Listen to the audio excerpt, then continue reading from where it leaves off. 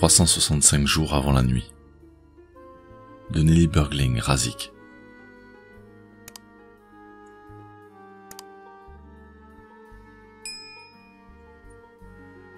Paris, mercredi 6 mai 2015 vers 9h30. Les longs grésillements du téléphone posé sur la table de chevet finirent par atteindre leur but, après quelques tentatives infructueuses. Une main maladroite émigra du dessous de l'oreiller où elle était glissée pour enfin récupérer l'appareil, après plusieurs tâtonnements hasardeux.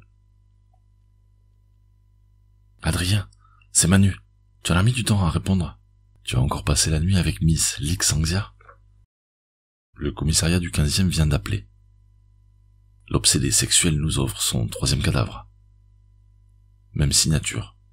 La culotte en dentelle, le pantalon en bas des genoux, et les mains jointes avec des doubles chiffres sur les paumes. La victime s'appelle Victor Morsan, 82 ans. Et devine, c'est encore un ancien de la maison. Tu as certainement dû en entendre parler quand ton père bossait à la SRPJ de Lyon. C'était une vraie star à l'époque. 30 ans de bons et loyaux services. 10 ans à la crime, avant de finir divisionnaire à la SRPJ de Toulouse. Carrière irréprochable, et un exemple pour tous les jeunes lieutenants, frais et moulus de l'école de police. Depuis le décès de sa femme en 2010, il vivait seul dans une résidence dans le secteur de Vaugirard. En attendant le légiste, je suis passé chez la gardienne. C'est elle qui l'a trouvé ce matin en lui montant un colis. Elle est un peu secouée. Bon sang, Manu. Mais c'est quoi cette hécatombe? Éructa Adrien, le cerveau encore nébuleux. Le divisionnaire va de nouveau en avaler son Monte Cristo à 70 € pièce. Ça commence à faire méchamment désordre, tous ces anciens qui ont l'air d'être des recalés d'un jeu SM, salement tordu. Préviens Martin et Nina, j'arrive sur place dans 1 heure. Et vous me faites la totale. Constatation, enquête de voisinage et audition. Débrief dès que j'arrive. Exécution. Le capitaine Adrien Lescure raccrocha, et pendant que la cabine de douche se couvrait d'une stimulante enveloppe de vapeur, il prit quelques minutes pour réfléchir à la manière dont il allait informer le divisionnaire Buffet de ce nouveau rebondissement dans l'affaire, qui, depuis 2 mois, faisait les choux gras de la presse. Celui que les journalistes avaient baptisé le paraphile, en raison de son penchant pour les situations sexuelles hors normes, avait déjà assassiné 2 personnes âgées, retrouvées dans la même mise en scène macabre. Mais ce qui dérangeait encore plus les enquêteurs tenait au fait que les victimes étaient de sexe masculin, et que, malgré la présentation manifestement perverse des cadavres, il n'y avait sur eux aucune trace d'abus sexuel, de quelque sorte que ce fût. Les 2 nombres inversés, 36 et 63, inscrits sur les mains des victimes, n'arrivaient pas à parler. Et que penser du fait qu'ils étaient tous 3 des anciens du mythique quai des Orfèvres? Les hypothèses partaient dans tous les sens. Il y avait eu tout d'abord Adam Cherel, 80 ans, retrouvé baignant dans son sang dans le local à poubelle de son immeuble de la rue de l'Ourcq.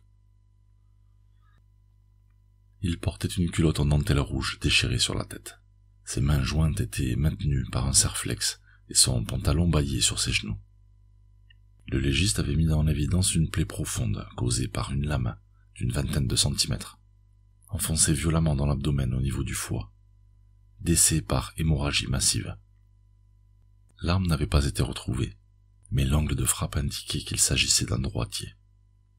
L'analyse toxicologique avait révélé de grosses quantités de Cialis dans son sang, un médicament destiné à pallier les pannes sexuelles masculines. Aucune trace d'ADN sur le corps, mais la paume des 2 mains affichait des nombres étranges et inversés, 36 d'un côté et 63 de l'autre, inscrits au marqueur permanent. Compte tenu du passé extrêmement trouble de Cherel pendant sa courte carrière de flic répoux, ex-lieutenant de la mondaine qui appréciait beaucoup la compagnie des jolies femmes, et n'était pas très regardant sur la légalité des procédures, on avait vite envisagé le règlement de compte d'un proxénète qui aurait pris tout son temps pour le mettre à exécution. L'enquête de voisinage n'avait malheureusement rien donné. Pas de suspect, pas de mobile. Et à la crime, On n'était pas loin de penser que, malgré son âge avancé, Adam Sherrill n'était peut-être pas rangé des voitures. Un futur cold case, dans toute sa splendeur. 6 semaines plus tard, on avait retrouvé le cadavre de Marco Tobiani, 82 ans, ancien capitaine au quai. Un grand professionnel, apprécié et reconnu tout au long de sa carrière. Tobiani était devenu tétraplégique en 2005 à la suite d'un accident ischémique. Ne s'étant jamais marié, il vivait seul dans son petit appartement de la rue des Batignolles et n'avait comme unique distraction que le balai quotidien des AVS venant s'occuper de lui le matin, le midi et le soir. C'est l'une d'elles qui avait découvert le corps vers 8 heures, lorsqu'elle arrivait pour préparer le petit déjeuner du vieux monsieur, encore si alerte la veille. Le légiste n'avait révélé aucune blessure externe, mais l'analyse toxico avait mis en évidence une présence massive de pentobarbital de sodium. Un euthanasiant pour animaux qui avait causé la mort par arrêt cardiaque, sans aucun doute possible. Le divisionnaire Buffet, entre 2 nuages de Havane, avait fait le toutou bien dressé devant le procureur, mais il avait aussitôt après sorti l'écrou devant le groupe 1 de l'Escure, exigeant une arrestation pendant la flagrance pour, aboya-t-il, ne pas retarder l'enquête avec des putains de commissions rogatoires. 2 mois plus tard, non seulement l'enquête en cours piétinait toujours, mais la chasse aux paraphiles venait d'être brutalement relancée avec la découverte du cadavre de l'ancien commissaire de la brigade criminelle. Le capitaine Lescure s'habilla rapidement, récupéra ses clés de voiture sur le meuble de l'entrée, et se dit qu'il appellerait la divisionnaire en chemin, souhaitant intérieurement que la densité du trafic routier suffise à masquer le ton habituellement agressif de son supérieur.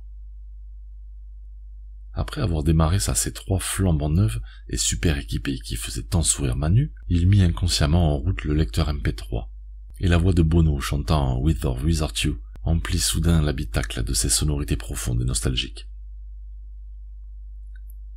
Immédiatement, l'image de Barbara fredonnant langoureusement les paroles s'imprima devant ses yeux, comme une persistance rétinienne et auditive. Cette chanson évoquait les plus belles années, avec celle qui n'était plus désormais que son ex-épouse sur les papiers officiels. D'autres femmes, depuis 4 ans, étaient venues ponctuer sa solitude, mais elles repartaient le plus souvent de sa vie aussi vite qu'elles y étaient arrivées. La douceur d'une peau et les flagrances d'un parfum n'étaient nulle part aussi tenaces que lorsqu'elles étaient gravées dans le cœur. Un signal d'appel sur le tableau de bord vint couper court à ce flot de souvenirs intimes et le replongea à regret dans l'actualité du jour. « C'est quoi encore ce merdier, Lescure ?» vociféra soudain la voix du divisionnaire. « Depuis quand est-ce à moi d'appeler les chefs de groupe pour être tenu informé des rebondissements d'une enquête ? Je viens d'apprendre de la bouche du directeur du cabinet du ministre que Victor Morsan venait d'être assassiné. Il était l'ami personnel du père du locataire de Beauvau. Imaginez ma surprise. Autant vous dire que là-haut, l'émotion est palpable. Nous marchons sur des œufs, Lescure. Il est hors de question que Morsan se congèle des semaines dans un sac mortuaire à l'IML en attendant l'arrestation du coupable. La famille va vouloir lui organiser des obsèques très rapidement. Je vous conseille donc de boucler cette affaire au plus vite et de serrer ce type qui décime nos rangs depuis des mois. On est au quai des Orfèvres, Lescure. Pas au quai des obsèques. Vous avez 72 heures, capitaine, et je veux un point, matin et soir. Avant même que Lescure ait fini de prendre son inspiration pour lui répondre, l'appel avait été brutalement coupé, sans même une formule de politesse. Arrivé rue de Vaugirard, le capitaine constata, sans surprise, que le secteur était déjà bien bouché. Les véhicules de police et celui de l'identité judiciaire occupaient une bonne partie de la chaussée, à l'adresse de la victime, ajoutant ainsi un surcroît d'encombrement sur cette artère déjà surchargée d'ordinaire. Lescure trouva à se garer 2 rues plus loin, en squattant un emplacement privé dans une résidence. Il renonça à mettre son macaron police sur le pare-brise, car ça n'aurait eu aucune crédibilité. Comme le répétait souvent Manu, en pouffant de rire, cette voiture, c'était le carrosse de Barbie. Couleur flashy, intérieur aux finitions féminines et le must, une version ultra gadgetisée. Difficile d'imaginer qu'elle pouvait appartenir à un enquêteur du célébrissime Quai des Orfèvres. La vérité était toute simple. Adrien avait reçu le véhicule en cadeau de sa mère. Madame Lescure l'avait gagné à la tombola organisée par un célèbre site de vente par correspondance. Mais à bientôt 80 ans, elle avait renoncé à conduire, et avait tout naturellement cédé le véhicule à son fils unique. Abstraction faite des caractéristiques très marquées de la C3, ça tombait plutôt bien, puisque la vieille AX de Lescure avait pris récemment un aller simple pour la casse. « Salut Adrien, t'as réussi à garer ton bijou de famille discrètement ?» demanda Manu d'un air innocent. « Tu me gonfles, c'est pas le jour, » grogna Lescure. « On en est où? Le légiste peut déjà nous en dire plus? On a des témoins? » « Aucun témoin, boss, » répondit le lieutenant sur un ton soudain plus formel. « C'est la gardienne qui l'a retrouvée. » La porte était entr'ouverte, alors elle est rentrée sans se méfier. La victime était allongée sur le dos, sur son lit, les mains jointes remontées au-dessus de sa tête, une culotte de dentelle rouge enfoncée sur le crâne, et le pantalon descendu au niveau des genoux. Même mise en scène que les deux autres. Un voisin a alerté les pompiers quand il a entendu hurler la gardienne. J'ai commencé à l'interroger. « Tu sais, Adrien, mais comment dire ? Elle n'a pas la lumière à tous les étages. C'est compliqué de lui soutirer des infos crédibles. » « Remonte voir les gars de l'identité, » rétorqua Lescure. « Essaie de savoir s'ils ont trouvé des indices, et si le légiste peut nous donner déjà la cause et l'heure du décès. Je me charge de la gardienne. » Il la trouva dans sa loge, ratatinée plus qu'assise sur un tabouret qui lui servait habituellement de porte-plante. « Bonjour madame, je suis le capitaine Lescure.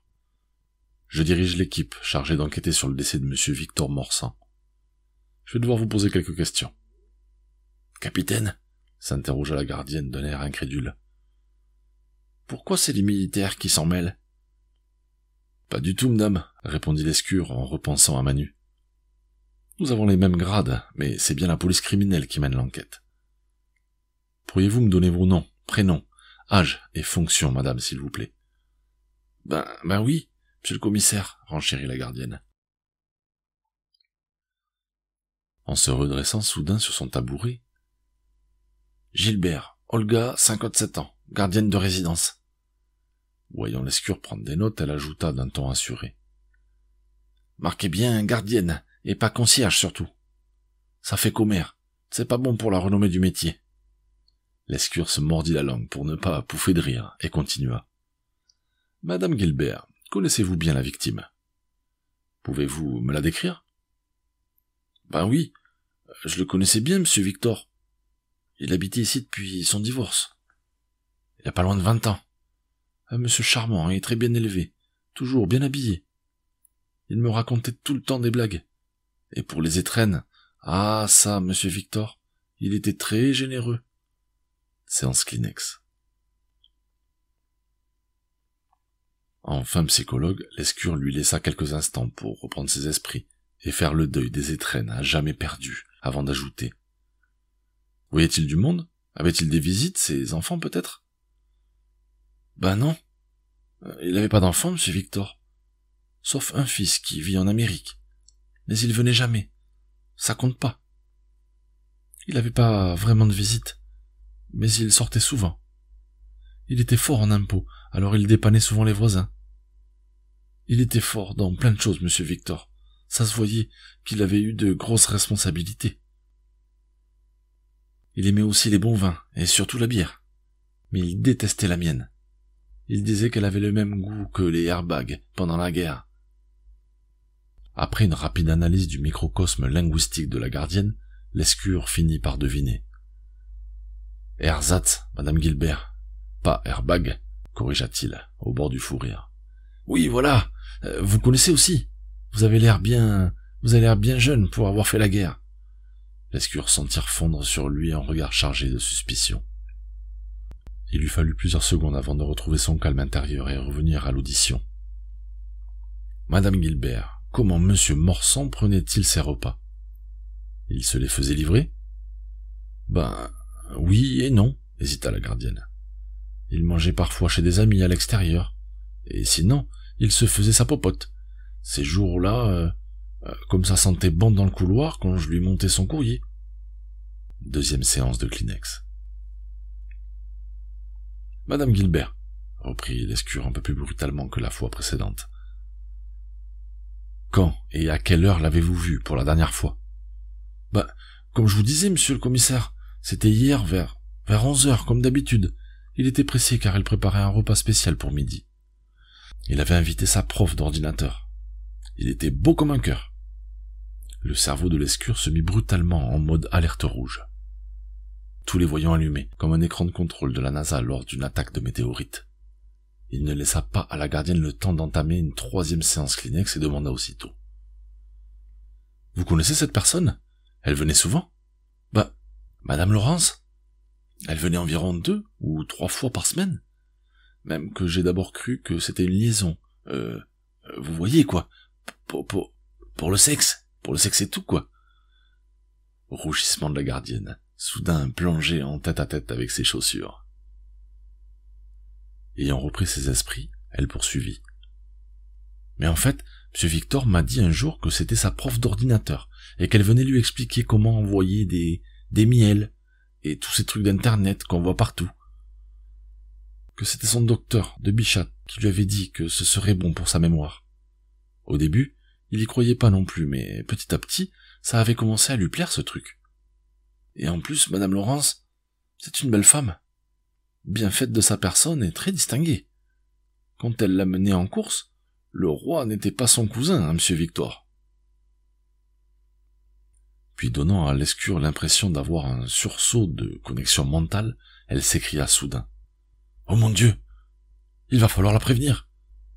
Ça va lui faire un sacré choc! Surtout qu'elle n'habite pas très loin, d'après ce que m'avait dit Monsieur Victor.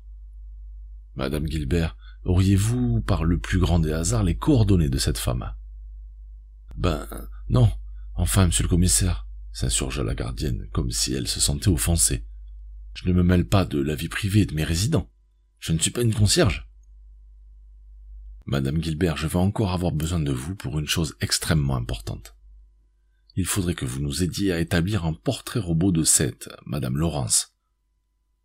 Mon adjoint va vous accompagner à la brigade dans la journée pour voir ça avec notre collègue, dessinateur. Quant à moi, je vous reverrai sur place.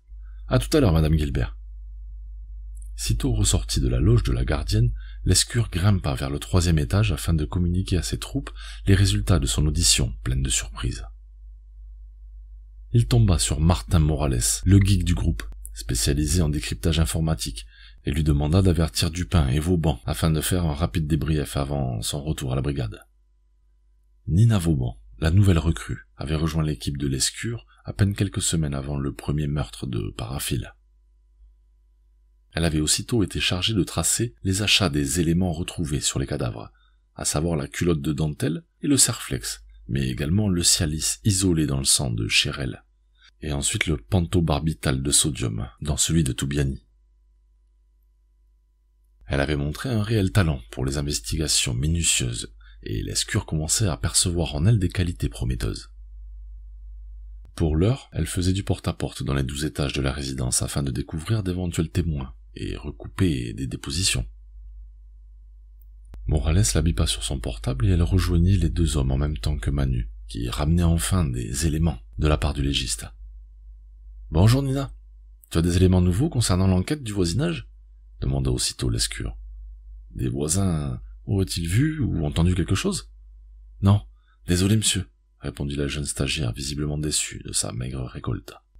« Pour le moment, on fait chou blanc. Beaucoup de personnes âgées vivent dans la résidence. Ça ne bouge pas énormément le soir. Les résidents sont très renfermés et ne se mêlent pas de la vie des autres. Surtout au moment des repas. Je vais aller voir si les vidéos du quartier ont enregistré des éléments intéressants. Sauf si vous souhaitez que je m'occupe d'autre chose. Non, Nina, excellente initiative. Mais arrête de me donner du monsieur et de me vouvoyer. Tu me vieillis de 20 ans à chaque fois, lui glissa-t-il doucement en aparté. On verra ça quand je serai dévisionnaire, ajouta-t-il avec un clin d'œil appuyé vers Manu. Et toi, Manu, ça donne quoi?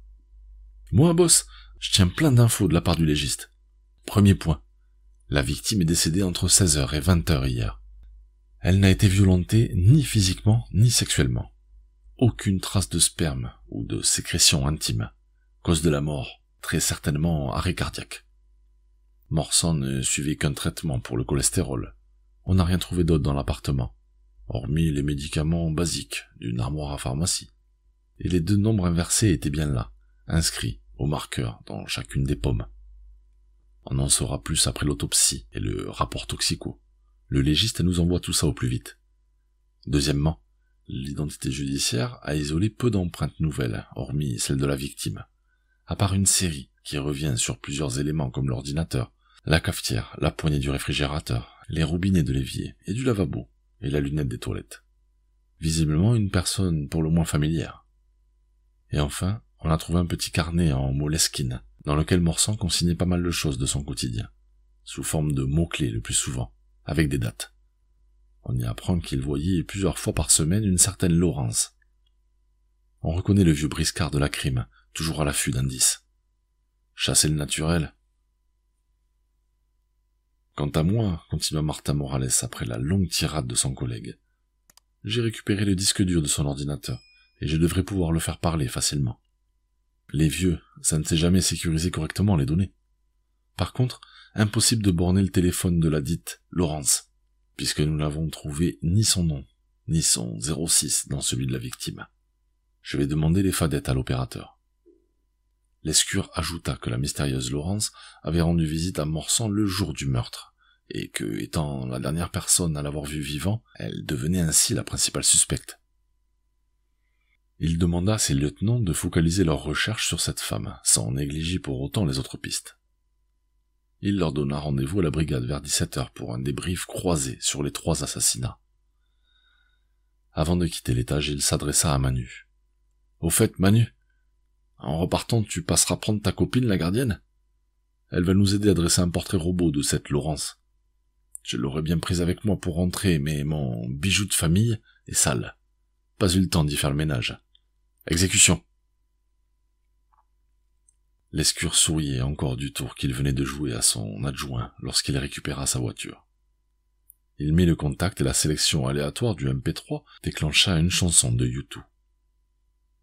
Il n'y avait pas mieux que la bande à Bono pour lui faire foutre les poils, comme disait Barbara.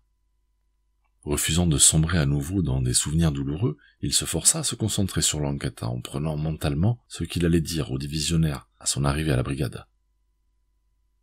Le divisionnaire Buffet exigerait probablement des résultats au plus vite, afin de se faire mousser du côté de la place Beauvau. Ni respecté, ni craint, il semblait fonctionner dans une bulle, entièrement dévolue à sa personne depuis sa prise de fonction 5 ans plus tôt. Il suffisait de le voir arriver au 36 chaque matin dans ses costumes de marque et ses chaussures sur mesure pour cerner le personnage et comprendre que la seule chose qui le motivait tenait dans les 7 lettres du mot « pouvoir ». Lescure devinait bien que ces 3 assassinats successifs, et plus encore celui de Victor Morsan, allaient servir de détonateur à la carrière stagnante de Buffet, pour peu que l'enquête soit bouclée rapidement. D'où l'insistance malsaine du divisionnaire, qui avait hâte de s'approprier l'efficacité de ses hommes, et s'en glorifier en aparté auprès du directeur du cabinet du ministre. Vers 17h, le même jour. Le regard sombre et préoccupé, Lescure reposa le téléphone sur son socle au moment où ses coéquipiers pénétraient dans le couloir qui lui servait de bureau. Malgré l'exiguïté de la pièce, ils avaient pris l'habitude de s'y retrouver dans les débriefs importants, car Lescure y recoupait toutes les infos sur un grand tableau en plexiglas. Ça faisait très série américaine, façon les experts, mais c'était très efficace, notamment lors des dossiers croisés. Manu prit la parole le premier pour faire le point légiste et toxico sur les 3 meurtres. Abordant tout d'abord les points communs, il résuma. Les victimes sont toutes les 3 les anciens de la maison. Elles ont travaillé ensemble ici dans les années 60. Toutes les 3 vivaient seules et ont subi le même mode opératoire pour mourir. On s'oriente vers un tueur en série, plutôt branché perversion sexuelle. Ça laisse également à penser qu'il pourrait s'agir d'une vengeance, celle d'un type qui aurait été serré par les 3 OPJ à l'époque où ils bossaient ensemble ici. Par contre, ce qui distingue les 3 cas, c'est la mise à mort. Chérel a été tué par arme blanche, qui n'a jamais été retrouvée alors que le rouleau compresseur a été passé dans tout l'immeuble, et même dans les immeubles voisins. Toubiani et Morsan ont succombé à une molécule utilisée pour euthanasier les animaux et aussi dans l'aide assistée au suicide dans certains pays comme la Suisse. Non disponible en vente libre. Mais sur internet, tout est possible. On peut donc logiquement penser que le premier meurtre était en quelque sorte un galop d'essai et que le tueur a pu avoir accès à des médicaments après avoir changé de stratégie. Médecin, véto, infirmier, c'est open bar pour les suppositions. Puis ce fut Martin Morales qui prit la parole. Les 3 victimes avaient un téléphone portable et un ordinateur. Aucun d'eux n'a pu parler. Pas de nom suspect dans les contacts. Aucun numéro dans leur téléphone correspondant 36 ou 63. On peut en déduire que le tueur n'était pas un familier des victimes. Sauf pour la dernière. On a relevé toute une série d'empreintes identiques à divers endroits de l'appartement et sur l'ordinateur. On sait qu'il voyait très régulièrement une certaine Laurence pour des cours informatiques. Or, on n'a trouvé aucune coordonnée ni aucun mail de cette personne sur l'ordinateur de Morsan. Idem pour le téléphone. Comme si quelqu'un avait fait le ménage. Par contre, dans le petit carnet en moleskine dissimulé dans l'armoire à linge, on apprend que la victime consultait Abisha pour des problèmes de mémoire. On y trouve également les dates de ses rendez-vous avec la mystérieuse Laurence depuis 5 semaines. Ça corrobore les déclarations de la gardienne. On y découvre aussi que Morsan n'était pas insensible au charme de la dame, même s'il était conscient d'avoir 30 ans de plus qu'elle. Martin fit une pause pour chercher un feuillet dans ses notes, et reprit. En ce qui concerne les nombres 36 et 63, on est dans l'impasse. Je continue à faire mouliner les logiciels de décodage avec les infos des 3 victimes. Ce n'est pas un hasard si ces nombres sont inversés sur chaque main. C'est un message du tueur. Mais lequel? Pris d'un fou rire impossible à réprimer, Manu proposa sa solution, entre 2 cannes de tout. Boss, c'est peut-être tout simplement une variante ancienne de 3615? Qui sait si ce n'est pas le fils ou la fille de Hula qui aurait repris l'entreprise familiale avec un 3663 SM spécifiquement dédié aux retraités de la police nationale. Bon ok, je sors. Le calme revenu, Nina se leva donc la dernière pour faire le point sur ses recherches. Elle avait tracé sans succès les achats des culottes en dentelle et du Serflex. La lingerie bas de gamme provenait d'hypermarchés qui écoulaient des centaines d'articles chaque jour. Impossible de remonter le moindre achat. Le Serflex était un modèle couramment utilisé dans les services de police, en lieu et place des menottes. Il était commandé en quantité astronomique, et aucun commissariat ne prenait le temps d'en tenir un quelconque décompte. Le tueur avait très bien pu en subtiliser quelques-uns lors d'une banale arrestation, voire même en commander sur internet. Par contre, l'enquête de terrain effectuée dans les pharmacies des zones des meurtres mettait en évidence que le paraphile avait une réelle connaissance des médicaments. L'utilisation du pentobarbital de sodium indiquait qu'il avait accès à une pharmacopée réglementée, probablement dans un hôpital ou un dispensaire, et pourquoi pas une clinique vétérinaire. Lorsque l'ensemble de ses coéquipiers eut présenté ses conclusions, Lescure développa le fruit de ses propres investigations. Le portrait robot dressé de la gardienne n'a donné aucun résultat auprès des voisins de Morsan. On se demande pourquoi les vieux passent leur journée derrière leur carreau. Nina, demain matin, à la première heure, tu retournes le montrer dans les boutiques de quartier, puisque la gardienne croit savoir que la mystérieuse Laurence y habite également. Avec de la chance, on récupérera son nom, voire son adresse. J'ai rendez-vous à Bichat avec le médecin de Morsan, demain matin. J'en profiterai pour faire passer le portrait robot dans les services, ainsi que les photos de Cherel et Toubiani. Je me renseignerai afin de savoir de quel type d'accréditation sont nécessaires pour se procurer les substances utilisées. Manu, il faut que tu récupères les scellés du dossier de Toubiani. Sur la vidéo de surveillance de sa résidence, on voyait apparaître le matin du meurtre un visage et une silhouette de femme que personne n'avait pu identifier. On va essayer de la matcher avec le portrait robot. Et toi, Martin, tu m'épluches à fond les fadettes de Morsan dès que tu les as. Le 36 et le 63 doivent s'y trouver. Puis reprenant son souffle, Lescure ajouta. Mon instinct me dit que cette Laurence est la clé de l'énigme, la pièce manquante du puzzle. Trop de traces banales la concernant ont disparu. Ça sent le ménage du coupable. Reste à trouver le mobile pour les 3 meurtres. On a peu d'indices sous la main, mais je sens que c'est juste sous nos yeux. Il y a obligatoirement un lien. Il faut éplucher les détails de leur quotidien respectif. C'est peut-être du côté du médecin, de la femme de ménage, du traiteur, du laboratoire d'analyse médicale. Martin, occupe-toi des recoupements sur les relevés de compte et des cartes bancaires. En attendant de pouvoir retourner sur le terrain demain matin, on va de nouveau passer à la moulinette la totalité des procédures sur lesquelles Chérel, Toubiani et Morsan ont travaillé ensemble quand ils étaient au PJ. Ici, à la brigade, entre 1961 et 1967. Sachant que c'est le seul créneau des dates durant lesquelles ils ont eu l'opportunité de faire équipe tous les trois.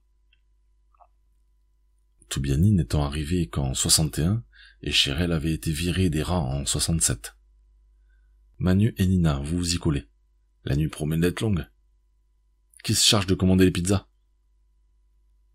En habitué de la question, Martin extirpa une liste défraîchie du sous-main de Lescure et partit passer commande selon les goûts de chacun.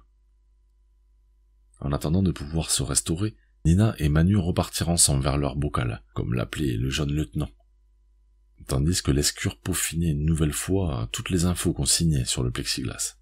« Dis Manu, questionna timidement la jeune stagiaire, tu n'as jamais eu peur de franchir la ligne dans le cadre d'une enquête? De ne plus arriver à faire la différence entre ce qui est justifié pour le bien de la procédure et ce qui ne l'est plus ?» Manu lui coula un regard plus attendri que professionnel, avant de répondre en cherchant ses mots. Des OPJ bourrés de talent ont bossé entre ces murs. Cancé, Montel, Daniel Magne. Leur flair et leur intégrité filtrent encore de tous les bureaux du 3e et du 4e, où ils sont passés. Mais parfois, quand tu restes trop longtemps ici, ça devient une cage, qui se resserre et t'étouffe peu à peu. Tu as déjà eu envie de tout plaquer?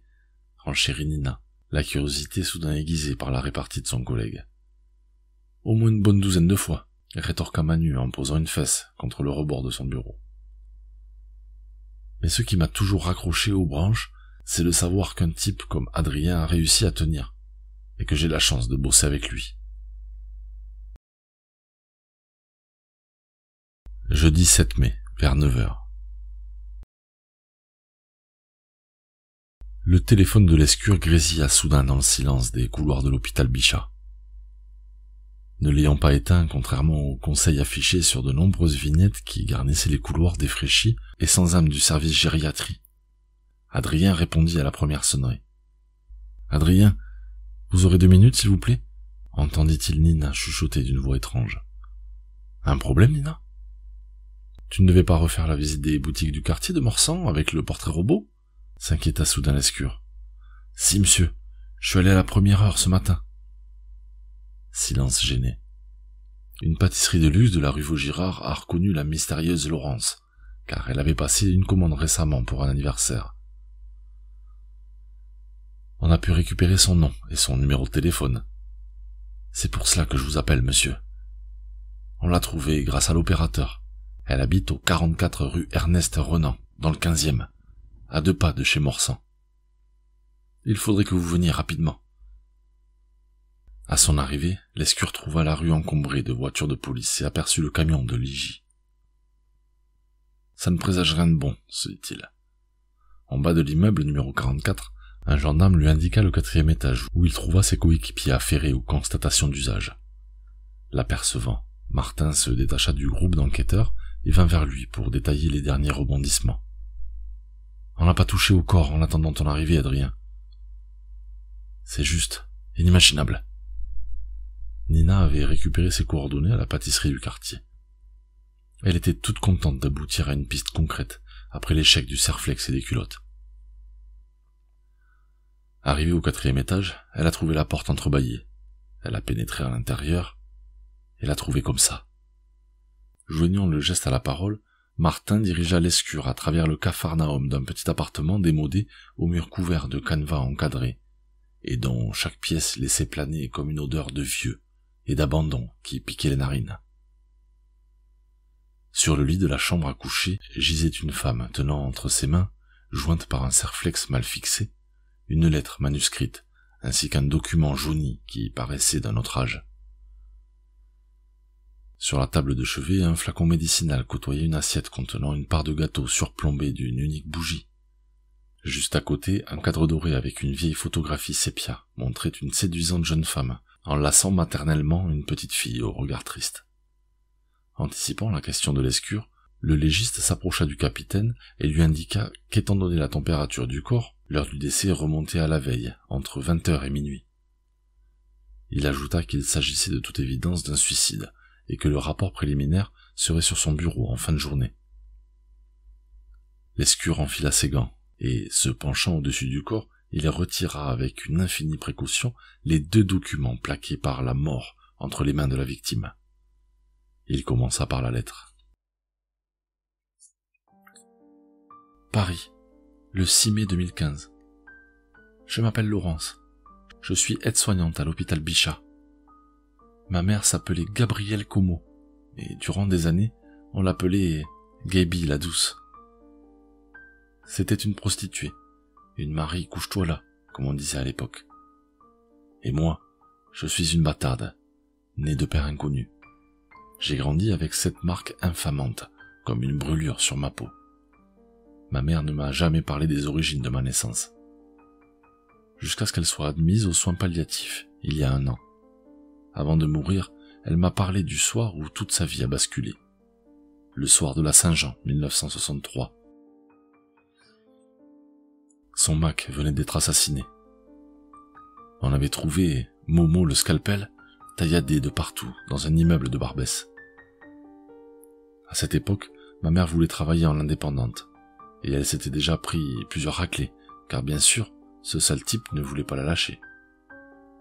Une fille comme elle, c'était une sacrée gagneuse. Alors forcément, tous les flics ont pensé qu'elle l'avait tuée pour reprendre sa liberté.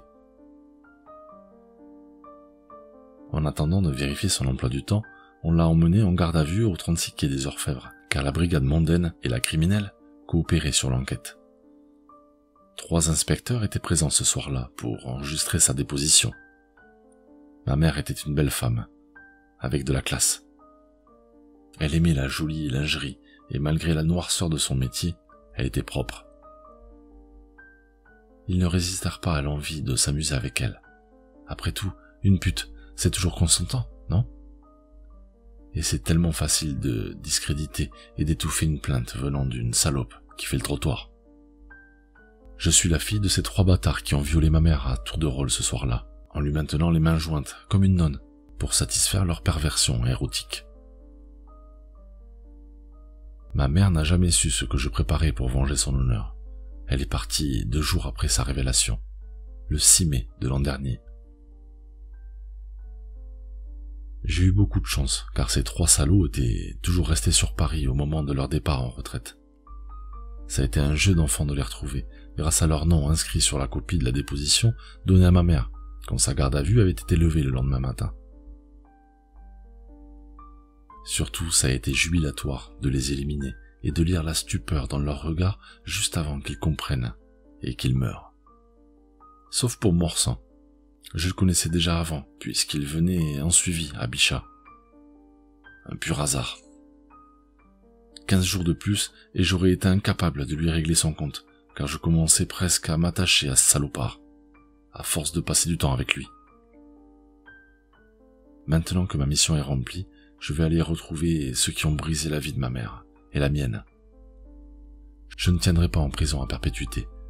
Je préfère les rejoindre pour effacer enfin cette insoutenable gangrène du silence qui a rongé ma vie. Priez pour eux. Notre nuit éternelle ne fait que commencer.